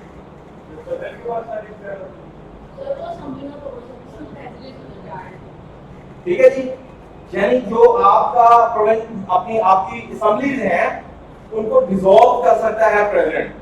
तो जब असेंबलीज डिसॉल्व हो जाएंगी तो आपका पूरा का पूरा parliament system including prime minister सब खत्म हो जाएगा। तो फिर अबूरी हुकूमत कायम होगी और फिर उसके बाद नए इलेक्शंस होंगे और फिर दोबारा नई गवर्नमेंट आएगी। तो बेसिकली जो ज्यादा पावर्स थी 58 टू बी की तहत वो किसके पास चली गई थी? और ज़ियाउल हक ने ऐसा क्यों किया था? बिकॉज वो उस टाइम क्या थे, ठीक हो गया। और ये उन्होंने नवंबर 8 में ये तरमीम करके वो पावर्स किसके पास ले गए? अपने पास। नेक्स्ट बेटा, ज़ियाउल हक ने इन पावर्स का प्रैक्टिकली इस्तेमाल भी किया था और वो इस्तेमाल अगर हम हिस्टोरिकली देखें, लिख लें, 10th प्राइम मिनिस्टर आपके जो थे, 10th prime minister of Pakistan वो थे मिस्टर जनेजो। और मिस्टर जनेजो जो थे, इनका पूरा नाम था मोहम्मद खान जुनेजो। मोहम्मद खान जुनेजो 1985 से 1988 तक रहे थे और प्रेसिडेंट ने खुद ही इनको नॉमिनेट किया था, प्रेसिडेंट बने थे। और बाद में 24 मार्च 1985 को 24 मार्च 1985 को इन्होंने कॉन्फिडेंस का वोट लिया, प्राइम मिनिस्टर बन गए। और फर्स्ट टाइम ज़ियाउल हक ने 58 टू बी का इस्तेमाल किया 29 मई 1988 को, 29 मई 1988 को। और इस तरह से 10th prime minister of Pakistan mister Khan Junejo की गवर्नमेंट डिसॉल्व हो गई। ठीक हो गया, क्योंकि ये पावर 8th अमेंडमेंट के तहत 52 बी के तहत किसके पास थी? प्रेसिडेंट के पास थी। और ज़ियाउल हक प्रेसिडेंट थे और उनके क्लैशेस चले जुनेजो के साथ और उन्होंने 58 टू बी का इस्तेमाल किया और उनको खत्म कर दिया। यहां तक बात क्लियर है जी? बेटा मैंने तो डेट भी बताई और 2 से 3 दफा बताई आपको। 29 मई 1988 को, 29 मई 1988 1988 29 मई को पहली दफा 58 टू बी का इस्तेमाल ज़ियाउल हक ने किया। और वो जनेजो जो 24 मार्च 1985 को prime minister of 10th prime minister of Pakistan बने थे, उनको उनकी गवर्नमेंट को। इसके बाद क्या होता है कि 17 अगस्त 1988 को, 29 मई को उन्होंने खत्म किया, अबूरी हुकूमत कायम हो गई। 17 अगस्त 1988 को एक एयरक्राफ्ट में ज़ियाउल हक की डेथ हो जाती है। ये ऑब्जेक्टिव पॉइंट ऑफ व्यू से भी आप लिख लें, पाकिस्तान अफेयर्स के पॉइंट ऑफ व्यू से भी लिख लें और जनरल नॉलेज के पॉइंट ऑफ व्यू से भी लिख लें, करंट अफेयर्स में लिख सकते हैं आप। ये आपका इवन इंग्लिश ऐसे में आपके लिए हेल्प करेगा। तो इसके बाद नए प्रेसिडेंट बने गुलाम इसहाक खान। गुलाम इसहाक खान, चूंकि ज़ियाउल हक की डेथ हो गई, जल्दी से लिखें, स्पीड से लिखें, ज़ियाउल हक की डेथ हो गई तो उसके बाद नए प्रेसिडेंट बने गुलाम इसहाक खान। कब बने? 13 दिसंबर 1988 को। गुलाम इसहाक खान कब नए प्रेसिडेंट बन गए? 13 दिसंबर 1988 को, बिकॉज़ ज़ियाउल हक की एयरक्राफ्ट में डेथ हो गई। क्लियर? कब डेथ हुई मैं आपको बता चुका हूं। अब ज़ियाउल हक 13 दिसंबर 1988 से 1993 तक रहे हैं president of Pakistan. After Ziaul हक गुलाम इसहाक खान की बात कर रहा हूं, 1993 तक।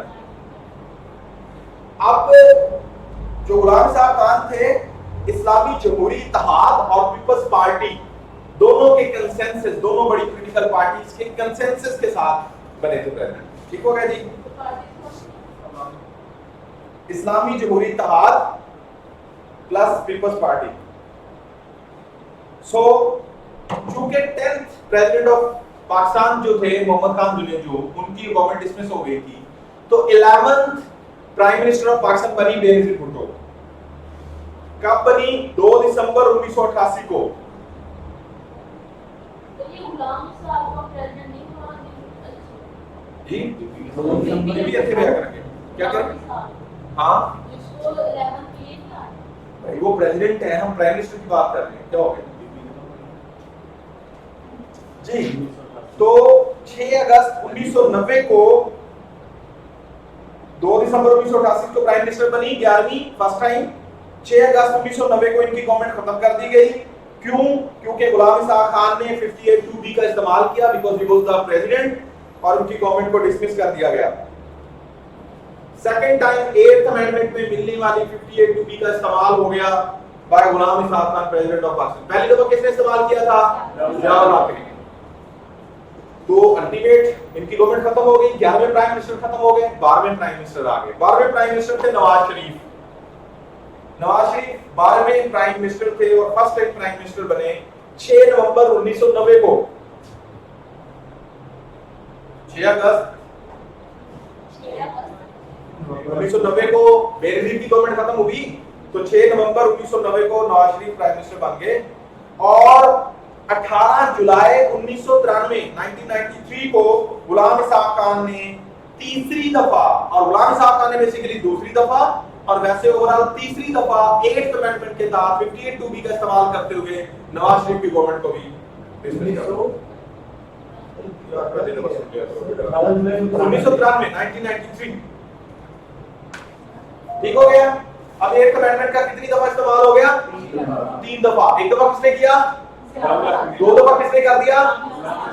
बेनजीर की पहली गवर्नमेंट किसकी वजह से गई? ठीक है 58(2)B। और दूसरी दफा नवाज शरीफ की पहली गवर्नमेंट किसकी वजह से गई? तो इसका मतलब है 18th amendment is not good, 8th amendment is not good उनके लिए। आपको नहीं मसला होना चाहिए, खत्म हो गया। नहीं तो तुम्हारे 15 मिनट। अच्छा जी नेक्स्ट बेटा जल्दी से लिख लें आप। तो फिर 13वीं 10वां जुनेजो, 11वीं बेनजीर, 12वीं नवाज शरीफ, 13वीं दफा फिर बेनजीर भुट्टो आई, सेकंड टाइम प्राइम मिनिस्टर बनी। और उस टाइम तक फिर क्या हुआ कि ये जब नवाज शरीफ का गवर्नमेंट इन्होंने खत्म की थी तो नवाज शरीफ सुप्रीम कोर्ट में चले गए थे। सुप्रीम कोर्ट ने उनको फिर उनकी गवर्नमेंट को बहाल कर दिया था। लेकिन प्रेसिडेंट और प्राइम मिनिस्टर के दरमियान इतने ज्यादा क्लैशेस आ गए थे कि सारी पावर्स ने मिलके डिसाइड किया कि प्रेसिडेंट भी जाए, प्राइम मिनिस्टर भी जाए, नया इलेक्शन हो, नया प्रेसिडेंट आए, नए प्राइम मिनिस्टर आए। ठीक है, लिहाजा नए प्रेसिडेंट जो आए वो आए फरूक लगारी। ठीक है जी, गुलाम इसाक खान के बाद कौन आए नए प्रेसिडेंट? फरूक लगारी। फरूक लगारी आए प्रेसिडेंट 18 अक्टूबर 1993 को, और ये प्रेसिडेंट रहे हैं 5 नवंबर 1996 तक। 5 नवंबर 1996 तक लिख लिया। तो बेनजीर की सेकंड टाइम गवर्नमेंट थी, फर्स्ट टाइम गवर्नमेंट कौन खत्म कर गए थे? क्यों? 58(2)B। लॉजिक फरूक लगारी के साथ आपको पता ना कि फरूक लगारी को पापा जी कहते थी।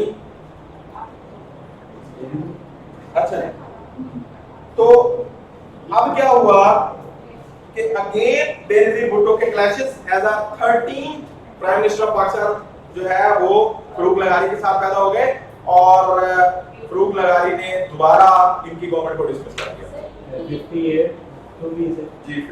58(2)B का कितनी दफा इस्तेमाल हो गया? आई किस अमेंडमेंट के साथ थी? 8th amendment 58(2)B। क्लियर? अच्छा अब आपको पता चलेगा 18th अमेंडमेंट क्यों लाना पड़ी, 17th अमेंडमेंट क्यों आई। अब आपको ये चीजें क्लियर होंगी। मुशर्रफ ने क्या किया 18th अमेंडमेंट में, आपको चीजें क्लियर होंगी। बेटा 4वें प्राइम मिनिस्टर आ गए नवाज शरीफ। सर इनकी डेट क्या थी जब सेकंड 5 नवंबर 1996 4वें नवाज शरीफ आ गए जी, 4वें प्राइम मिनिस्टर। कब आए? 17 फरवरी 1997 को, और इस दफा वो गए 12 अक्टूबर 1999 को, और इस दफा वो 58(2)B की वजह से नहीं गए, मुशर्रफ की वजह से गए। ठीक है, क्यों नहीं गए 58(2)B की वजह से? इसलिए कि इस दौरान 58(2)B को खत्म कर दिया गया था, और वो खत्म किसके जरिए किया गया था? 8th अमेंडमेंट के जरिए आने वाली 58(2)(b को खत्म किया गया नवाज शरीफ की गवर्नमेंट में और वो किया गया 13th अमेंडमेंट के जरिए, 13वीं अमेंडमेंट। ठीक हो गया जी। और 13th अमेंडमेंट जो थी वो 1997 में आई। सभी सर ये बात की समझ में 8th अमेंडमेंट को सर 30th अमेंडमेंट के जरिए 8th अमेंडमेंट में 58(2)(b थी, ऐसे ही आपने 13th अमेंडमेंट ले आए, सर और उनको 58(2)(b को खत्म कर दिया। एक अमेंडमेंट को पावर को खत्म करने के लिए अगली अमेंडमेंट लाना पड़ेगी ना, क्लियर जी। तो 13th अमेंडमेंट 1997 को आ गई। तो 8 से 13 तक तो इम्पोर्टेंट नहीं है मैम, क्यों नहीं है? मतलब उनको डिस्कस नहीं करना। आप हिस्ट्री में अगर आपको 18th अमेंडमेंट पे पूरा क्वेश्चन आ जाता है तो आप पिछली 4 अमेंडमेंट का रेफरेंस देंगे हिस्ट्री में, 20 नंबर का क्वेश्चन है, कुछ तो लिखेंगे उसमें। नहीं इंपॉर्टेंट था कि मैं Why was- 8 से मतलब 9 10 वाली वो वाली आपको those are not concerned to us। कोई जरूरी तो नहीं है ना 8 के बाद बेटा जो 9th अमेंडमेंट आएगी तो वो 58(2)(b के रिलेटेड ही होगी, और भी तो इश्यूज हो सकते हैं ना दुनिया में, और भी कई मसाइल हैं। ठीक हो गया। अच्छा ये बात कह रही थी, मैंने कहा आप ये कह रही हैं कि ये 8 से ऑनवर्ड इसलिए कोई इंपॉर्टेंट नहीं, मैंने कहा इसका मतलब पिछले पेज मुझे पढ़ना पड़ेगा। अच्छा जी, अब आपकी बेटा 13th अमेंडमेंट चूंकि आ गई, 58(2)(b खत्म हो गया, पावर प्रेसिडेंट से वापस चली गई, मुशर्रफ आ गए 12 अक्टूबर 1999 को और नवाज शरीफ की 14वें प्राइम मिनिस्टर के तौर पे गवर्नमेंट द्वारा उन्होंने आके खत्म कर दी। 58(2)(b नहीं था उस टाइम, ठीक है, उन्होंने एक और प्ली दी और उसकी वजह से उन्होंने किया मार्शल लॉ लग गया। ठीक हो गया जी। अच्छा, अब चूंकि मुशर्रफ 12 अक्टूबर 1999 को आए थे और क्या बने थे प्रेसिडेंट, तो प्रेसिडेंट बनने के लिए अगेन पावर किधर चाहिए थी, वापस जानी चाहिए थी ना जिधर ज्यादा लेके गए थे, लिहाजा एक और अमेंडमेंट आई और वो अमेंडमेंट थी 17th अमेंडमेंट। 13वीं के बाद कौन सी आ गई, और ये किसकी वजह से आई, मुशर्रफ। और इस अमेंडमेंट को 2003 में लाया गया और दोबारा 58(2)(b को ले आए। दोबारा पावर किसके पास चली गई, 8 आई, 13 आई, 17 आ गई, तो 17 के बाद 18 बनती है ना, तो क्या हुआ होगा खत्म। सर 13 अमेंडमेंट कौन लेके आया? अच्छा मैं आपको दोबारा बताऊं, 18th लेके आए जिया, 13th जो है वो लेके आए वो नवाज शरीफ, 17th लेके आए मुशर्रफ साहब और 18वीं जो है वो लेके आए सरदारी। और 18 से 13 और 13 से 17 और 17 से 18 अमेंडमेंट का ये सफर था, ये हिस्ट्री थी। ठीक है, और ऑब्जेक्टिव्स क्या थे, आई टोल्ड यू, क्यों खत्म हो रही थी, क्यों आ रही थी, I told you. Clear, concept is clear जी बेटा। अब ये जो 18th अमेंडमेंट थी उसमें कुछ चीजें अच्छी थी और कुछ चीजें अच्छी नहीं थी, तो इसको आप थोड़ा सा देख लेते हैं। 15 मिनट यार, ये टाइम कोई रोक सकता है दुनिया में, है कोई रोक सकता है तो रोक ले। आपने जो ठीक 1.5 घंटे बाद जो है वो कहां से वो लेके आऊं स्टूडेंट जो कहें कि सर नहीं पढ़ना। अच्छा जी, 18th अमेंडमेंट जब आई तो अल्टीमेट आपने क्या किया, एक तो 58(2)(b पे काम हुआ, लेकिन उसके साथ साथ आपने प्रोविंसेस को राइट्स दिया। आपने पढ़ा कि 18th amendment largest, longest, biggest amendment थी। तो इस 18th अमेंडमेंट में एक तो आप बेटा लेके आए एनएफसी अवार्ड, ये भी आपने बड़ी दफा सुन रखा होगा शायद, national finance C for commission.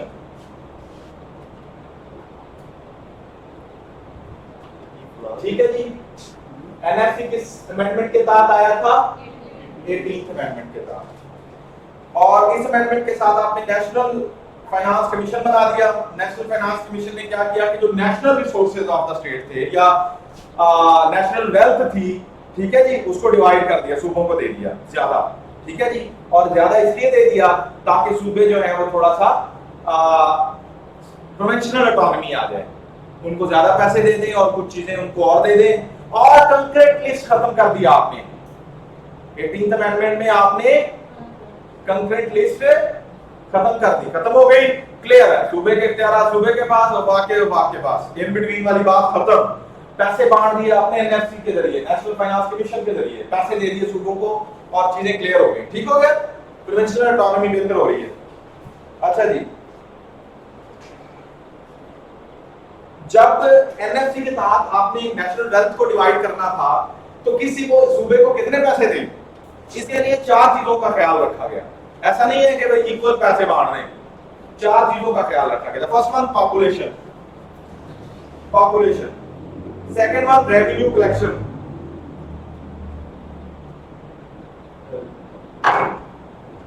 Third one poverty, fourth one reverse population density,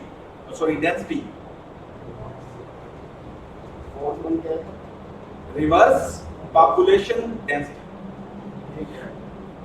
इसको बेटा ज्यादा से फिर हम डिटेल में डिस्कस कर लेंगे, कोई इतनी इंपॉर्टेंट बात नहीं है, पॉपुलेशन रिलेटेड है कि उसमें अगर कोई कमी तो नहीं हो रही, नॉर्मली ऐसा नहीं होता। सेंटर के पास एनएफसी से पहले जो नेशनल वेल्थ का शेयर सेंटर को मिलता था वो था 53.5% टोटल का सेंटर को, क्योंकि एनएफसी से पहले 18th अमेंडमेंट से पहले भी तो आप सूबों को दे रहे थे ना, लेकिन अब तो आपने प्रॉपर, तो 18th अमेंडमेंट और प्रोविंसेस को मिलता था 46.5%, ये सेंटर के पास था और ये प्रोविंसेस के पास था, ठीक हो गया जी। वफाक के पास ज्यादा पैसे थे, सूबों के पास कम थे। एनएफसी अवार्ड आया तो आपने वफाक का जो शेयर है वो कर दिया 42.5% और प्रोविंसेस का 57.5% कर दिया। देख रहे हैं आप, सूबों को पैसे ज्यादा जा रहे हैं, ठीक है जी, ज्यादा जा रहे हैं पैसे, पहले इतने थे टोटल नेशनल वेल्थ क्या इतने, ठीक है, वफाक के कुछ पैसे चले गए। इस वजह से ये बहुत बड़ी डिबेट है कि 18th अमेंडमेंट के बाद हमारा जो फिस्कल डेफिसिट है वो बढ़ गया है, सर्कुलर डेट्स बढ़ गए हैं, यानी वफाक के पास पैसे कम रह गए हैं ना, तो वफाकी सतह के ऊपर जो बजट और बाकी जो चीजों के खर्चे हैं वो देने के लिए और कर्जे देने के लिए पैसे कम बच रहे हैं, ठीक है। तो इसलिए ये भी एक डिबेट है कि 18th अमेंडमेंट के बाद, नेशनल फाइनेंस कमीशन के बाद वफाक के पास पैसे कम होने की वजह से हमारे मुल्क को इकोनॉमिक क्राइसिस का सामना है, ठीक है जी, क्योंकि आपने प्रोविंसेस को दे दिए, प्रोविंसेस ने तो जो नेशनल डेफिसिट है उसके लिए काम नहीं करना, ठीक हो गया। ये भी एक डिबेट में है, आप फैक्ट्स फिगर्स को कोट करें बेटा। अच्छा जी, एक और जो इंटरेस्टिंग चीज है, पंजाब के पास पहले जो था एनएफसी अवार्ड के पहले पैसे थे 52, यानी ये एनएफसी अवार्ड से पहले 56.5% का 53.2% जो है वो मिलता था पंजाब को, क्योंकि बड़ा सूबा था ना, टोटल पैसे ये थे, इनका 56.5% सूबों के पास जाता था। अब ये जो पैसे ये सूबों के हैं ना सबके, इनका फर्दर शेयर होना था ना, तो इनका फर्दर शेयर इक्वल तो नहीं ना होना था, तो इनका फर्दर शेयर होने के लिए पंजाब को पहले इस 56.5 का 53.2% मिलता था, एनएफसी के बाद ये हमें मिलने लग गया 51.74%, 51.74%, ठीक हो गया।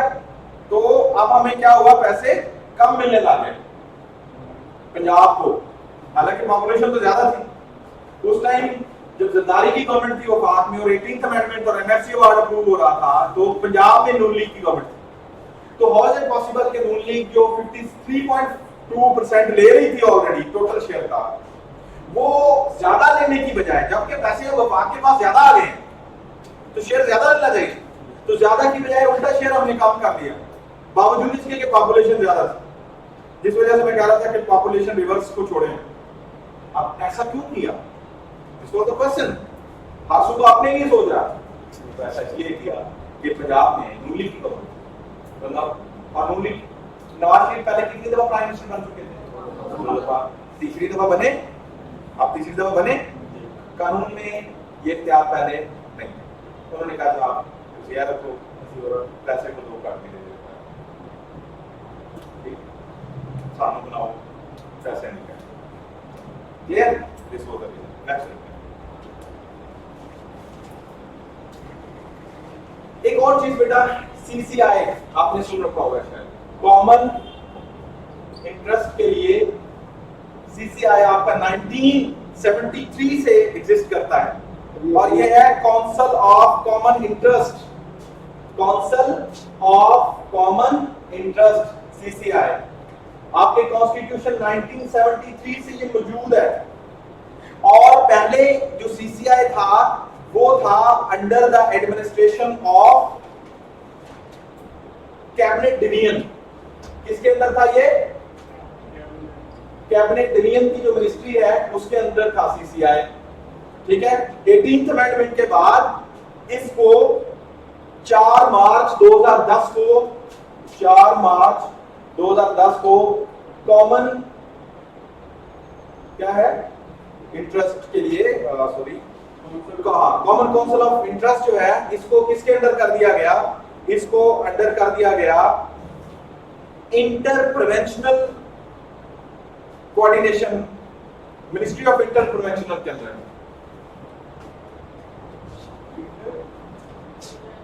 मिनिस्ट्री ऑफ इंटर प्रोविंशियल, सूबों के दरमियान कोऑर्डिनेशन के लिए एक मिनिस्ट्री कायम है।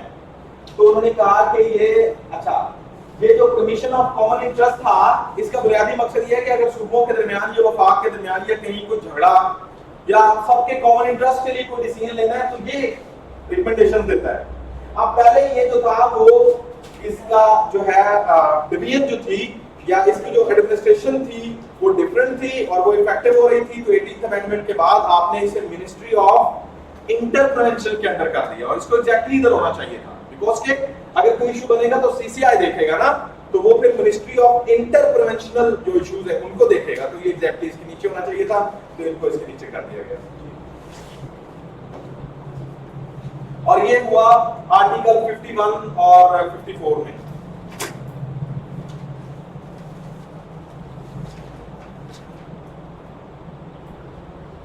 अच्छा, 18th अमेंडमेंट में एक और चीज भी ली गई और वो चीज जो है वो ये ली गई 18th अमेंडमेंट में कि एक आपने बड़ा सुना होगा article 6 basically high Tennyson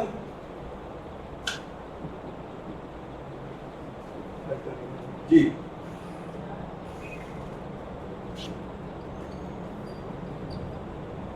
Tennyson mean गद्दारी। आर्टिकल 6 तो ये पहले भी था, आर्टिकल 6 एग्जिस्ट कर रहा था, लेकिन आपने क्या किया, आपने 18th अमेंडमेंट के बाद इस आर्टिकल को, चूंकि मुशर्रफ ऑलरेडी आ चुके थे, मार्शल लॉ आ चुके थे, लिहाजा आर्टिकल 6 हम उनके ऊपर अब भी अप्लाई करने की बातें करते हैं। लेकिन 18th अमेंडमेंट में जब मुशर्रफ की गवर्नमेंट खत्म हो चुकी थी और 18th अमेंडमेंट आ चुकी थी तो इस आर्टिकल को भी फर्दर रिवाइज किया गया और इसमें ये बात शामिल की गई कि अगर, चूंकि वो पीसीओ जजेस ये वो सारे मामले, तो उन्होंने कहा कि अगर कोई ऐसा करने में जिस बंदे की सपोर्ट भी कोई करेगा ना, तो सपोर्टर्स के ऊपर भी आर्टिकल 6 हम लगा देंगे, सपोर्टर्स में भी। गद्दारी कॉन्स्टिट्यूशन के अगेंस्ट हो जाए, कॉन्स्टिट्यूशन में 58(2) भी है ही नहीं, तो आपके पास इख्तियार ही नहीं है। तो अगर आप वो इख्तियार फिर भी इस्तेमाल कर लें तो कॉन्स्टिट्यूशन क्या अगेंस्ट है, मुल्क के साथ गद्दारी की। ठीक हो गया। अब चूंकि ऑलरेडी अब यहां पे एक चीज सवाल है, वो सवाल ये है कि चूंकि ऑलरेडी 13वीं अमेंडमेंट के तहत 58 भी खत्म हो चुका था, मुशर्रफ ने किस बुनियाद पे टेक ओवर किया नवाज शरीफ से, तो वो था बेटा हेल्ड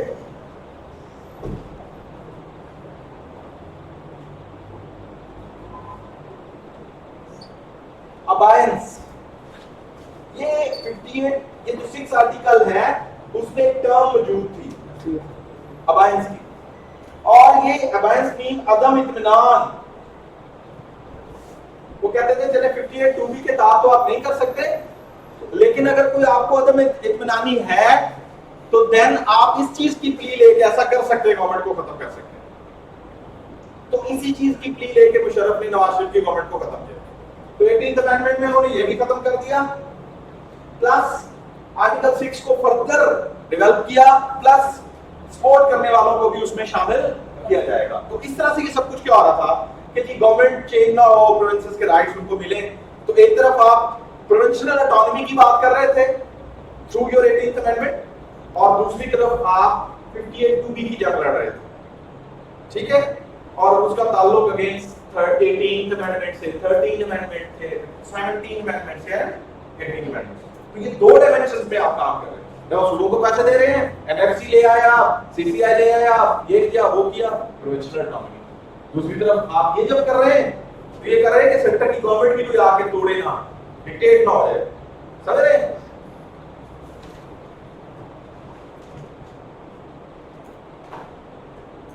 प्राइम मिनिस्टर की पावर्स को एनहांस कर दिया गया। 58(2) जब खत्म हुआ तो पावर्स किसके पास आ गई? 18th अमेंडमेंट के साथ ज्यादा पावर्स किसके पास आ गई फिर? ठीक है, 18th अमेंडमेंट में लोकल गवर्नमेंट को भी स्ट्रेंथन करने की बात की गई कि जो प्रोविंसेस हैं, चूंकि उनको पैसे दे दिए गए तो वो प्रोविंसेस लोकल गवर्नमेंट के स्ट्रक्चर्स को डेवलप करेंगे। इसलिए आपको प्रोविंसेस के अंदर लोकल गवर्नमेंट मिनिस्ट्रीज बनाना पड़ेगी। आपको बार-बार लोकल गवर्नमेंट की बात करना पड़ती है, बिकॉज़ 18th अमेंडमेंट सेज कि आप लोकल गवर्नमेंट्स को बेहतर करेंगे। जब लोकल गवर्नमेंट्स अच्छी होती हैं तो लोकल लेवल के ऊपर, यूनियन लेवल के ऊपर डेवलपमेंट्स हो रही होती हैं, काम हो रहे होते हैं, डेवलपमेंट्स आ रही होती हैं, गलियां मोहल्ले सड़कें बन रही होती हैं। तो इसलिए ये भी कहा गया कि आप प्रोविंशियल ऑटोनॉमी दें, लेकिन और ये लोकल गवर्नमेंट के ऊपर अलग से क्वेश्चन आ रहा है आपके सीएसएस में, उसको भी हम देखेंगे, ठीक है, अलग से।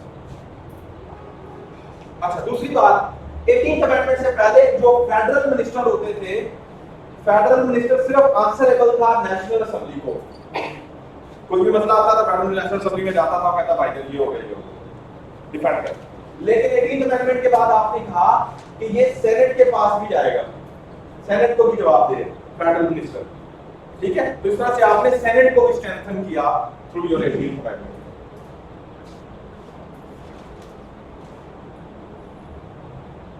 इलेक्शन रिफॉर्म्स की बात की गई 18th अमेंडमेंट में, पावर ऑफ सेनेट को बेहतर करने की बात की गई 18th अमेंडमेंट, प्रोविंसेस को ऑटोनॉमी देने की बात की गई, आप पढ़ चुके हैं। सर आपने भी वो नई बात कही थी कौन सी? सेनेट की बात, इलेक्शन रिफॉर्म्स।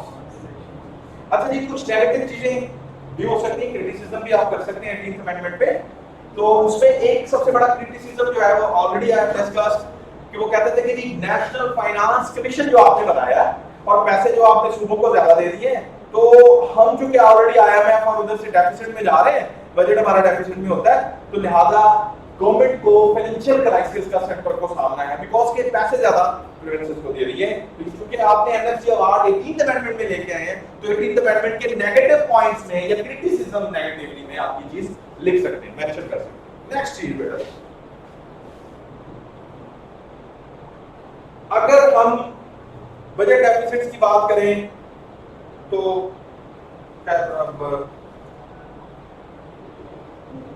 एक डिबेट ये भी है कि जी NFC award, sorry 18th amendment के बाद आपने सूबों को ज्यादा पैसे दे दिए, लेकिन सूबों की जो डेवलपमेंट्स हैं उसमें कोई आपको मतलब 2010 से लेकर आज 2021 तक 11 सालों में क्या सूबों में बहुत ज्यादा डेवलपमेंट्स आ गई हैं। आपका हेल्थ सिस्टम बहुत आगे चला गया हो, कोई 8-10 हाथ गली मोहल्ले में हॉस्पिटल बन गया हो, स्कूल बेहतर हो गए हो, एजुकेशन। तो एक डिबेट ये भी है कि एनएफसी अवार्ड के जरिए गो के सूबों को ज्यादा पैसे मिले, लेकिन 18th अमेंडमेंट में आने वाले एनएफसी अवार्ड की वजह से सूबों में वो डेवलपमेंट्स नहीं हो सकी जिस लेवल पे होनी चाहिए थी, while they are getting more share of national wealth. Is it clear? जी बेटा।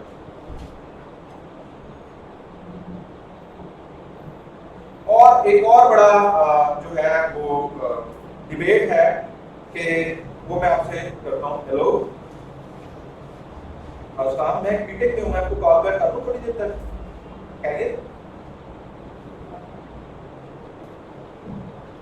अच्छा जी, अब 18th अमेंडमेंट जो है इसके ऊपर एक और क्रिटिसिज्म है, और वो क्रिटिसिज्म ये है, अगर आप लिखना चाहें, जब 8th अमेंडमेंट आई थी ना, 8वीं तरमीम, जिसमें जियाउल हक ने 58(2)B लेके आया था, तो उस टर्मीन के ऊपर असेंबली के अंदर सर डिबेट जो हमारी चली थी वो 41 डेज चली थी। कितने दिन चली थी?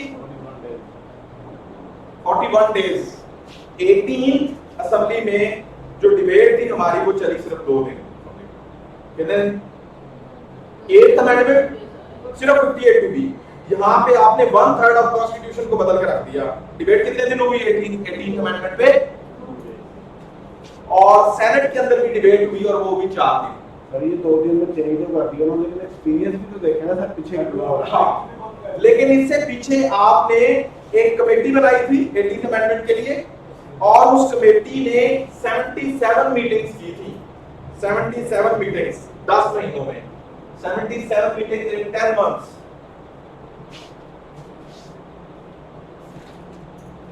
सर कौन करेंगे? जो 18th अमेंडमेंट आई वो के असेंबली में 2 दिन डिबेट हुआ, सेनेट में 4 दिन हुआ, जबकि 8th अमेंडमेंट का मोर देन 40 डेज डिबेट होता रहा। अब ये जो 18th अमेंडमेंट लेके आए थे 1/3 ऑफ कॉन्स्टिट्यूशन को चेंज करने के लिए, तो उससे पहले एक कमेटी बनाई गई। वो कमेटी काम कर रही थी ना, उन्होंने 18th अमेंडमेंट बना के ला के असेंबली में पेश की ना, तो वो जो कमेटी थी, तो उस कमेटी की बात हम कर रहे हैं कि उसने 77 मीटिंग्स की थी इस 18th अमेंडमेंट के लिए, और 10 महीने काम किया था। तो कुछ लोग क्रिटिसाइज करते हैं कि जी आपका फोरम नेशनल असेंबली और सेनेट था, तो उसके अंदर इतनी ज्यादा डिस्कशंस इसके ऊपर डिबेट नहीं हुई, शायद कम डिबेट हुई है, जिस वजह से आज आपको कुछ डेफिशिएंसीज नजर आ रही है कि एमएससी वाला मामला, ठीक है जी, और कुछ और इश्यूज के ऊपर। तो शायद अगर ज्यादा डिबेट होती तो शायद इसमें से कुछ चीजें प्लस माइनस और हो सकती, मतलब एज एन क्रिटिसिज्म आप इसको मेंशन कर सकते हैं। डिबेट डेज आर कम हुए हैं इन योर कॉलेज। क्वेश्चन बेटा 2020 में आया, क्वेश्चन नंबर 7 था, जल्दी से लिखें, we have finished our time. 2020 में question number 7, bring out clearly the difference between unitary and federal form of government. जल्दी से लिखें। 2020 में क्वेश्चन नंबर 7 आया सीएसएस में, bring out clearly the difference between unitary and federal form of government. You can explain it now. वो कहते हैं कि यूनिटरी और फेडरल में क्या फर्क है? 2020 में ये सवाल आया, क्या फर्क है? तो आप मेरे ख्याल आप तो कर सकते हैं ना फर्क। ओके, क्वेश्चन नंबर बेटा 2019 में आया, क्वेश्चन नंबर 6, और क्वेश्चन नंबर 6 था, how far 18th amendment will transform the existing federal system in Pakistan. How far 18th amendment will transform the existing federal system in Pakistan. Pakistan के अंदर जो फेडरल सिस्टम है उसको किस तरह से 18th अमेंडमेंट ने आके मजीद ट्रांसफॉर्म किया है या स्ट्रेंथन किया है, कि उसकी बेहतरी के लिए या स्ट्रक्चर्स की चेंजेस के लिए उसने काम किया। तो आपने 18th अमेंडमेंट को बड़ी डिटेल में पढ़ा। 18th अमेंडमेंट ने 8वीं अमेंडमेंट और 13वीं अमेंडमेंट की तरह 58(2)B नहीं खत्म किया, ठीक है ना। 1/3 ऑफ द कॉन्स्टिट्यूशन चेंज हुआ, एनएसयूआर, सीसीआर, कितनी बातें वहां पे, ठीक हो गया। तो ये सारी चीजें आप मेंशन कर सकते हैं, और 18th अमेंडमेंट को हिस्टोरिकली आपको यहाँ पे मेंशन करना पड़ेगा, जिस वजह से हमने इतनी डिटेल इसकी हिस्ट्री पढ़ी। 20 नंबर का क्वेश्चन। 2017 में बेटा क्वेश्चन नंबर 6 आया था, what characteristics of society lead to adoption of federal form of government? Federal form of government ये आपको सोसाइटी पुल कर रही होती है, सोसाइटी को कब कर रही होती है, ठीक है जी। फेडरल फॉर्म ऑफ गवर्नमेंट की फेडरल फेडरेशन में जाएंगे ना, प्रोविंशियल ऑटोनॉमी की बात होगी, सूबे अपना हक मांग रहे होते हैं। हम सूबों को कहा कि आप लोकल गवर्नमेंट्स बनाएं, तो ये demand of people, demand of society.